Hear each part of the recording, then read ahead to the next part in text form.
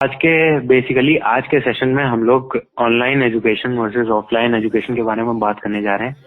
तो इसके बारे में आपकी क्या राय है? ऑनलाइन वर्सेस ऑफलाइन एजुकेशन, तो इसके बारे में मेरी यही राय रहेगी कि आज के टाइम में जैसे कि पेंडेमिक आया, आप सबको पता होगा, पेंडेमिक के बाद बहुत सारे इंस्टीट्यूशन ने ऑनलाइन एजुकेशन को इम्प्लीमेंट करना शुरू किया। बहुत सारे इंस्टीट्यूट ने ऑनलाइन एजुकेशन प्रोवाइड करना शुरू किया। इसमें बहुत सारे लोगों ने बहुत ही अच्छा फीडबैक दिया। बहुत सारे लोगों को ये कॉन्सेप्ट पसंद नहीं आया। तो इसी के बारे में आज हम लोग चर्चा करने जा रहे हैं। तो इसमें सबसे पहला सवाल लोगों का यही रहता है कि क्या ऑनलाइन एजुकेशन ज्यादा बेटर है या ऑफलाइन? तो मेरी राय में तो दोनों अपनी अपनी जगह सही है, लेकिन दोनों के कोई डायरेक्ट आंसर नहीं हो सकता है, लेकिन दोनों के अपने अपने प्रोस एंड कॉन्स हैं। हाँ, जैसा कि वैभव ने कहा कि दोनों के अपने प्रोस एंड कॉन्स हैं, तो दोनों अपनी अपनी जगह बिल्कुल सही हैं। तो दोनों के जैसे कि अपने अपने प्रोस एंड कॉन्स हैं, तो इसके बारे में अब हम लोग डिस्कस करेंगे। तो जैसा कि ऑनलाइन एजुकेशन, आप लोग को पता होगा कि ऑनलाइन एजुकेशन में मोस्टली तुम लोग को घर पे ही बैठ के पढ़ना होता है। सब कुछ ऑनलाइन रहेगा, एग्जाम से लेके तुम्हारे असाइनमेंट्स, तुम्हारी क्लासेस सब ऑनलाइन रहेगी। तो एक कन्वीनियंस रहता है, इनफैक्ट कंटेंट भी अपलोड हो जाते हैं हाँ, टाइम टू टाइम, ये चीज रहती है। तो एक कन्वीनियंस आ जाता है ऑनलाइन एजुकेशन में। तो ये पहला प्रो है ऑनलाइन एजुकेशन का कि एक कन्वीनियंस रहता है तुम्हारे पास ऑनलाइन एजुकेशन में। साथ ही साथ फ्लेक्सिबिलिटी भी एक दूसरा प्रो हो जाता है ऑनलाइन एजुकेशन का, क्योंकि फ्लेक्सिबिलिटी मिल जाती है तुम्हें। अगर तुम्हारा मन नहीं कर रहा है कि इसी पर्टिकुलर टाइम पे तुम अगर बिजी हो, तो तुम चाह सकते हो कि तुम अलग टाइम पे जाके उसे देख लो, तुम अटेंड कर सकते हो क्लासेस। प्रोस है इसका कि ये आपका बेसिकली बहुत टाइम भी सेव करता है। हाँ, ये तुम लोग का टाइम काफी ज्यादा सेव करेगा। नॉर्मली ऑफलाइन क्लासेस में आने जाने में वेस्ट होगा। हाँ, बिल्कुल सही कहा तुमने। आई थिंक चौथा pro institution point of view से ही हो सकता है कि जितने भी कॉलेजेस होते हैं उनका कॉस्ट में भी रिडक्शन आ जाता है, क्योंकि जो स्पेस रिसोर्सेज सेव होते हैं, जो स्पेस उन्हें स्टूडेंट्स को देना था, जो रिसोर्सेज उन्हें स्टूडेंट्स को प्रोवाइड करना पड़ता था अपने इंस्टीट्यूशन में, वो उनको नहीं करना पड़ रहा है अगर वो ऑनलाइन एजुकेशन को अपना लेते हैं। साथ ही साथ इसमें एक और बहुत अच्छा प्रो जो मुझे लगता है वो ये है कि जैसे कि बहुत सारे टीचर्स जो कि इंस्टीट्यूट में आके नहीं पढ़ा सकते, वो फॉर मैनी रीजंस किसी और जगह पे रहते हैं या किसी और कंट्री में भी रहते हैं, तो वो तब भी तुम्हें एक better quality of education provide कर पाएंगे, काफी दूर रहने के बावजूद भी। तो ये मैं मानूंगा कि बहुत ही अच्छा एक प्रो है ऑनलाइन एजुकेशन का, कि अगर तुम्हें किसी पर्टिकुलर टीचर से पढ़ना है जो कि तुम्हारे रीच में नहीं है, तब भी ऑनलाइन एजुकेशन के थ्रू वो पर्टिकुलर टीचर तुम्हें अपना टाइम दे सकता है। तो ये एक प्रो हो सकता है। एक बड़ा प्रोस और ये है कि ये as compare to offline education थोड़ा कॉस्ट इफेक्टिव होता है, लेस एक्सपेंसिव होता है as compare to offline education. हाँ, ये एक प्रो और है कि वो ऑनलाइन एजुकेशन लेस एक्सपेंसिव रहता है as compare to offline education. तो ये तो रहे कुछ प्रोज ऑनलाइन एजुकेशन के। अब जैसा कि मैंने कहा कि प्रोज भी रहेंगे, कॉन्स भी रहेंगे, तो चलो अब डिस्कस करते हैं कुछ कॉन्स के बारे में। तो मेरे हिसाब से पहला कॉन तो यही रहेगा कि बहुत सारे लोगों को अभी भी काफी दिक्कत हो रही है ऑनलाइन एजुकेशन अडेप्ट करने के लिए, क्योंकि मोस्ट ऑफ द स्टूडेंट्स जो है वो बचपन से लेके ऑफलाइन एजुकेशन उन्होंने प्रिवेल की है, और ये ऑनलाइन एजुकेशन एक नया कॉन्सेप्ट है। तो लोगों में थोड़ा सा डर है इसको लेके कि वो ये प्रॉब्लम इंस्ट्रक्टर्स के साथ आती है जो बेसिकली टीचिंग करने जाते हैं। उनको इस मेथड में अडॉप्ट करने में काफी मेहनत लगती है, तो उनको टीचिंग में काफी प्रॉब्लम्स आती है, फेस करनी पड़ती है। हाँ, सही कह रहे हो। एक्चुअली ये प्रॉब्लम स्टूडेंट्स की तरफ से भी है और टीचर्स की तरफ से भी है, क्योंकि स्टूडेंट्स, जैसा कि मैंने कहा, स्टूडेंट्स ऑफलाइन एजुकेशन में ज्यादा बंधे हुए थे पहले से, तो उन्हें अडेप्ट करने में इस वजह से दिक्कत आ रही है, और टीचर्स की तरफ से भी ये है कि वो मोस्टली स्कूलों में या कॉलेजेस में जाके पढ़ाते थे, तो इस वजह से उनके लिए भी एक नया कॉन्सेप्ट है, तो उनको भी अडेप्ट होने में टाइम लग रहा है। इस वजह से थोड़ा सा जो आउटपुट या फिर मैं कहूँ जो रिजल्ट मिलना चाहिए ऑनलाइन एजुकेशन का, वो नहीं अभी ढंग से मिल पा रहा है। तो ये एक कौन हो सकता है। साथ ही साथ एक कौन ये हो सकता है, दूसरा पॉइंट कि इसमें काफी लिमिटेड सोशल इंटरेक्शन होता है स्टूडेंट्स और टीचर्स के बीच में, और चाहे स्टूडेंट्स और स्टूडेंट्स के बीच में मोस्ट ऑफ द जो इंटरेक्शन होता है वो बेसिकली चैट के थ्रू या ईमेल्स या फिर मैसेजेस के थ्रू होता है। तो सोशल कांटेक्ट भी एक तरीके से नेसेसरी पार्ट है लाइफ का। अगर वो नहीं होगा तो पर्सनालिटी डेवलपमेंट नहीं हो पाती है। तो इसके लिए ये भी एक बहुत बड़ा कौन है। हाँ, मेरे मन में तो यही दो बहुत बड़े कौन हैं जो ऑनलाइन एजुकेशन में है। जैसा कि हमने अभी थोड़ी देर पहले ऑनलाइन के प्रोज एंड कॉन्स के बारे में डिस्कस किया था, अब हम लोग ऑफलाइन के कुछ प्रोज एंड कॉन्स के बारे में भी डिस्कस कर लेते हैं, जिससे कि आपको एक ब्रॉड पर्सपेक्टिव मिल पाए।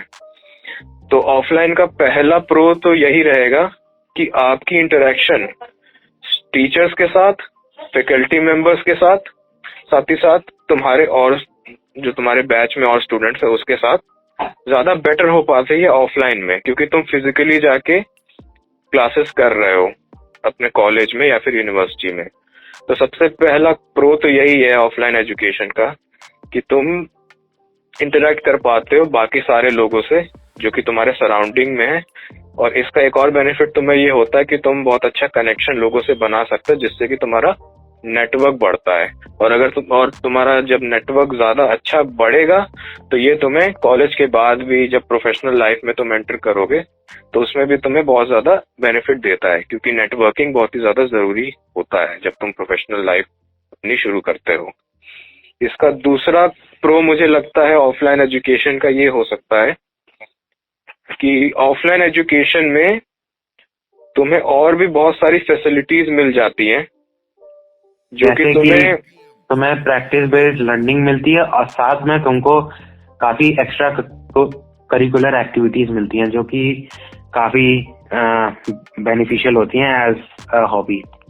तो हॉबी के तौर पे तुम ये सब चीजें भी कर सकते हो। हाँ, जैसा कि तुमने कहा कि दूसरा पॉइंट जो ये है कि एक्सपोजर बहुत अच्छा मिल पाता है और भी सारे एक्स्ट्रा करिकुलर एक्टिविटीज पर। अब हो सकता है मोस्ट ऑफ द स्टूडेंट्स का हमेशा मन ना करे एजुकेशन के ऊपर, उनका मन है किसी आर्टिस्टिक बैकग्राउंड के लिए, ठीक, वो कोई और चीज करना चाहते हैं। तो अगर वो ऑफलाइन एजुकेशन प्रिवेल करते हैं तो बहुत सारे क्लब्स बनते हैं यूनिवर्सिटीज में, कॉलेजेस में, उनमें वो उनके थ्रू जाके या फिर और भी कुछ एक्सपोजर उन्हें लेना है जो यूनिवर्सिटी उन्हें प्रोवाइड कर सकती है, वो प्रिवेल कर पाते हैं, चाहे वो स्पोर्ट्स हो, चाहे वो एक्स्ट्रा करिकुलर एक्टिविटीज में कोई सी भी चीज हो। तो एक प्रो ये होता है ऑफलाइन एजुकेशन का कि तुम अपने स्कूल में ही या फिर यूनिवर्सिटी में ही बहुत सारे टूर्नामेंट्स भी होते हैं, बहुत सारे कॉम्पिटिशन्स होते हैं जिसमें तुम पार्टिसिपेट कर सकते हो, जो कि ऑनलाइन एजुकेशन में नहीं मिल सकता तुम्हें, या फिर मिलेगा भी तो उतना एक्सपोजर मिल नहीं पाता है क्योंकि वहां पे एजुकेशन तुम ऑनलाइन घर बैठ के कर रहे होते हो। तो एक सबसे बड़ा प्रो ये भी हो सकता है उन लोगों के लिए जो ये सारे एक्स्ट्रा करिकुलर एक्टिविटीज में रुचि रखते हैं, जिनकी हॉबी है, जिनको अपना पैशन फॉलो करना है, तो उनके लिए ऑफलाइन एजुकेशन ज्यादा बेटर हो जाता है। तो ये हो गया हमारा दूसरा प्रो। मेरे मन में तो यही दो सबसे मेन प्रोज हैं जो ऑफलाइन एजुकेशन में आते हैं। अब कुछ कॉन्स की अगर बात करें तो कॉन्स में जैसा कि मैंने बताया ये थोड़ा सा एक्सपेंसिव पड़ता है as compare to online education. पहला कॉन ये है। दूसरा कॉन ये हो सकता है कि ये बहुत हेक्टिक पड़ता है, आपको डेली के assignments time to time daily के कंप्लीट करने पड़ते हैं रेगुलर बेसिस पे, ये काफी हेक्टिक शेड्यूल हो जाता है। हाँ, ऑफलाइन एजुकेशन मोस्टली थोड़ी सी स्ट्रिक्ट होती है एज कम्पेयर टू ऑनलाइन, जैसा कि ऑनलाइन में फ्लेक्सिबिलिटी ज्यादा है और ऑफलाइन में फ्लेक्सिबिलिटी कम रहती है थोड़ी। तो इस वजह से ऑफलाइन का ये दूसरा कॉन बन जाता है। लेकिन ये कुछ स्टूडेंट्स के केस में एक प्रो भी हो सकता है, जिनको थोड़ा सा हेक्टिक शेड्यूल या फिर थोड़ा सा स्ट्रिक्ट शेड्यूल फॉलो करने का उनका शौक रहता है, या फिर एक डिसिप्लिन लाइफ जीने का का थोड़ा सा वो उनकी तरफ हैं, तो उनके लिए ये ऑफलाइन एजुकेशन ज्यादा बेटर रह सकता है। लेकिन मोस्ट ऑफ द स्टूडेंट के लिए ये एक कॉन ही है ऑफलाइन एजुकेशन में कि तुम्हें फ्लेक्सिबिलिटी कम मिलती है as compare to online education. चौथा कॉन ये हो सकता है कि मैंने जैसा कि बताया एक्सपेंसिव पड़ता है, और यही है। उसके अलावा अगर मैं बताऊं तो तुम्हें कुछ सूझ रहा है? ऑफलाइन एजुकेशन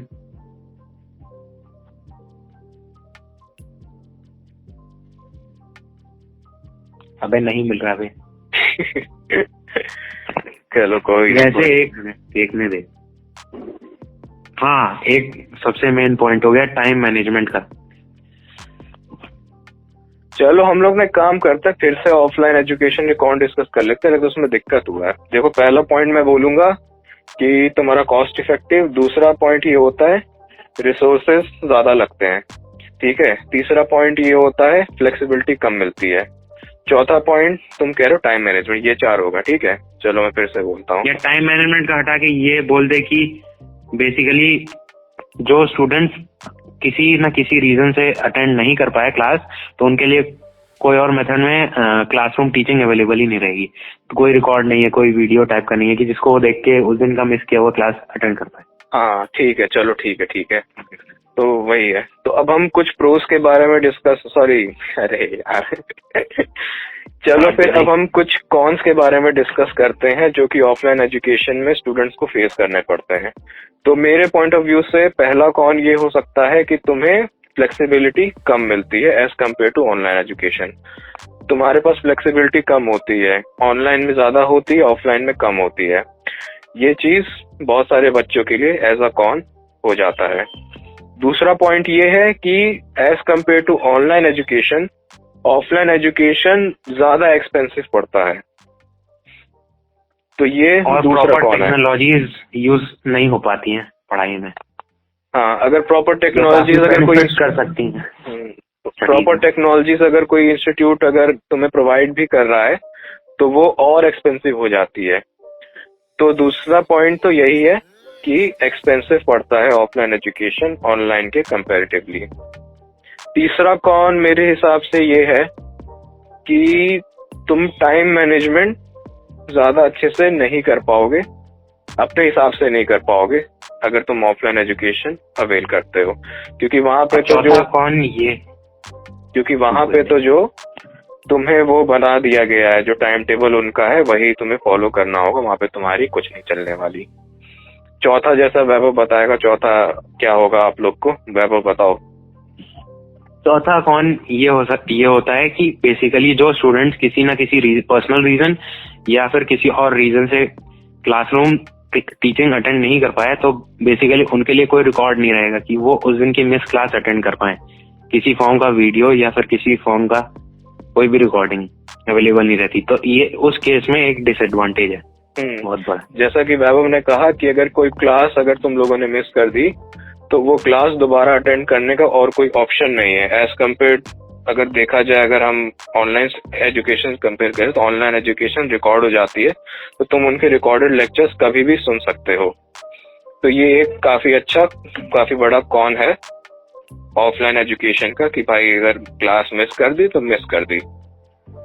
तो इस सेशन में हमने डिस्कस किया ऑनलाइन वर्सेस ऑफलाइन एजुकेशन के बारे में और उनके कुछ प्रोज एंड कॉन्स के बारे में। इन कंक्लूजन मैं सिर्फ यही बोलना चाहूंगा, जैसा कि मैंने वीडियो के स्टार्ट में बोला, कि दोनों एजुकेशन अपनी जगह सही है, लेकिन प्रेजेंट टाइम में अगर देखा जाए तो ऑनलाइन एजुकेशन में काफी ज्यादा स्कोप है। ऑनलाइन एजुकेशन ही फ्यूचर होने वाली है। ऑनलाइन एजुकेशन का एक लिटिल एज है। हाँ, ऑनलाइन एजुकेशन का काफी अच्छा एज है और फ्यूचर में लोग ऑनलाइन एजुकेशन को ही ज्यादा प्रमोट करेंगे, क्योंकि ऑनलाइन एजुकेशन में प्रोज काफी ज्यादा है as compare to offline education.